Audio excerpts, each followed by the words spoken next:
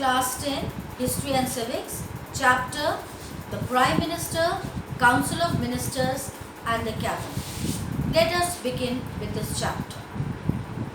Article 74 of the Constitution of India lays down that there shall be a Council of Ministers with a Prime Minister at its head to aid and advise the President, who shall, in the exercise of his functions, act in accordance with such advice. Our President is the nominal head of the state and his powers, in fact, are exercised by the Council of Ministers. The Council of Ministers, headed by the Prime Minister, is the most powerful institution in the Indian body politic. The Prime Minister and his Council of Ministers are appointed by the President. The President appoints the leader of the majority party as the Prime Minister of the nation. The Prime Minister prepares a list of his Council of Ministers, which is approved and signed by the President. The Prime Minister serves as the keystone of the Cabinet arc. Appointment. The Prime Minister and his Council of Ministers are appointed by the President and they hold office during the pleasure of the President. But this again is a formal proposition. As a matter of fact, the President is not free in the appointment of either the Prime Minister or the members of the Council of Ministers. The leader of the political party securing absolute majority in the Lok Sabha is appointed by the President as the Prime Minister and he has no discretion in this matter. Composition. The Prime Minister prepares a list of his colleagues from among the members of the Parliament to be appointed as ministers and the President is obliged to appoint them as such. Sometimes a non-member is also appointed as a minister, but in that case, he must be elected to either house of the Parliament within 6 months from the date of his appointment. Otherwise, he will have to resign his post as a minister.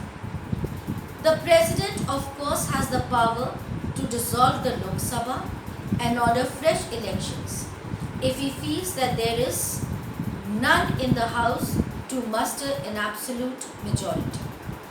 In the choice of ministers also, the President is bound to abide by the list presented by the Prime Minister.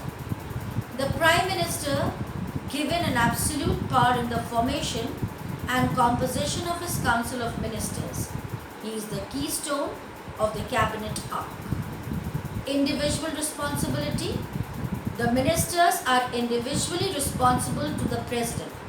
That is, they hold office during the pleasure of the President and may be dismissed by him on the advice of the Prime Minister. Each minister is answerable to the Parliament for the department under his control. Terms of office. The Council of Ministers and the Prime Minister serve a 5-year term. They, however, remain in office as long as they enjoy the confidence of the Lok Sabha.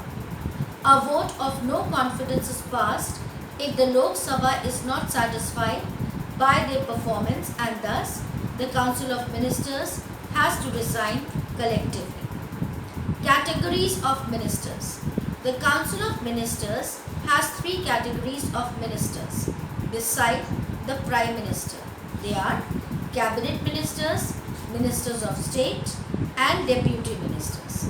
Cabinet Ministers form the innermost part of the Council of Ministers. Others are Ministers of State and Deputy Ministers. Cabinet Ministers are the most important members of the Council of Ministers. They are full-fledged ministers who hold important portfolios. Ministers of State. They are the second category of ministers.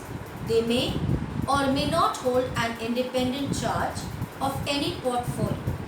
The Prime Minister may or may not consult them. Deputy Ministers. They are the third category of ministers who assist the Cabinet Ministers and the Council of Ministers. They take no part in Cabinet deliberations. Working of the Cabinet or Council of Ministers. The entire Council of Ministers works as a team with the Prime Minister acting as the skipper. All the meetings of the Council as a whole or of the Cabinet are presided over by the Prime Minister. The ministers are individually responsible to the Prime Minister. Besides, there are parliamentary secretaries whose duty is to help the ministers in discharging their duties as ministers both in the Parliament and outside. Collective responsibility of the Council of Ministers. In a parliamentary form of government, the principle of collective responsibility is very important. It seems that the Council of Ministers is collectively responsible to the Parliament. If something goes wrong with the policy of only one minister, the whole Council of Ministers takes the responsibility. If the Parliament rejects the policy of that minister, all the ministers have to resign and not that particular minister alone. Remember, all the ministers sink and swim together. Distinction between Council of Ministers and the Cabinet. Council of Ministers. The Council of Ministers consists of Cabinet Ministers, Ministers of State and Deputy Ministers. The Prime Minister may or may not consult the ministers below the Cabinet rank. In the day-to-day working, the Council of Ministers rarely meet. Cabinet. The Cabinet consists of a small group of 15 to 18 ministers holding important portfolios such as Home, Finance, Defence, etc. They are always consulted by the Prime Minister as they are his most trusted colleagues. The decision of the Cabinet is binding on all ministers. The Cabinet determines the policy and program of the government, so they meet frequently. Leadership of the Prime Minister. The Prime Minister decides the agenda of Cabinet Ministers and presides or chairs such ministers. He is the link between the President and the Cabinet and is its chief spokesperson. He acts as the head of the Cabinet. The Cabinet Ministers are appointed by the President on the advice of the Prime Minister. They can also be removed by the President on the advice of the Prime Minister. Powers and functions of the Cabinet. Administrative parts. The Cabinet is the policy framing organ of the body, government. It is thus frames governmental policies, both external and domestic. Decisions on issues like defence and internal security, economic policy, industrial policy, imports and trade, peacekeeping requirements, electoral reforms are taken by the Cabinet. The Prime Minister prepares a list of his ministers, allocates their portfolios, coordinates their work and serves as a link between the President and the Cabinet Ministers. He is the leader of the Lok Sabha. He holds the powers but can never misuse them due to checks by the Parliament and the electorate. The Prime Minister, his powers and duties. While the President is the nominal head of the executive, the Prime Minister is the real head of the executive. Though he is the head of the government, he is answerable to the Parliament and through it to the people of the country. He is responsible for the lapses and the failure of the policies of his government. His powers may be assessed under the following heads: the Prime Minister and the President. He communicates to the President all the decisions of the Council of Ministers relating to the administration and legislation.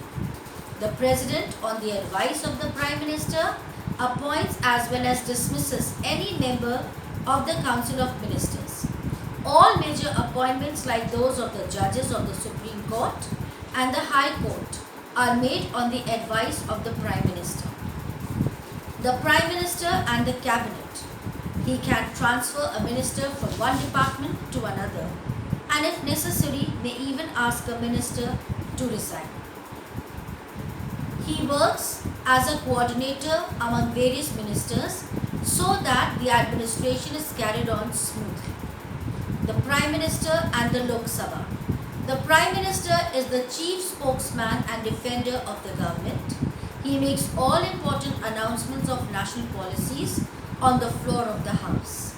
The Prime Minister as the leader of the nation. The Prime Minister keeps the national interest in mind while discussing issues at international forums.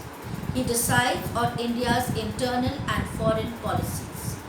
He represents the country in international conferences like those sponsored by the UN, the NAM Summit, SAARC, where he puts forward the views of entire nation.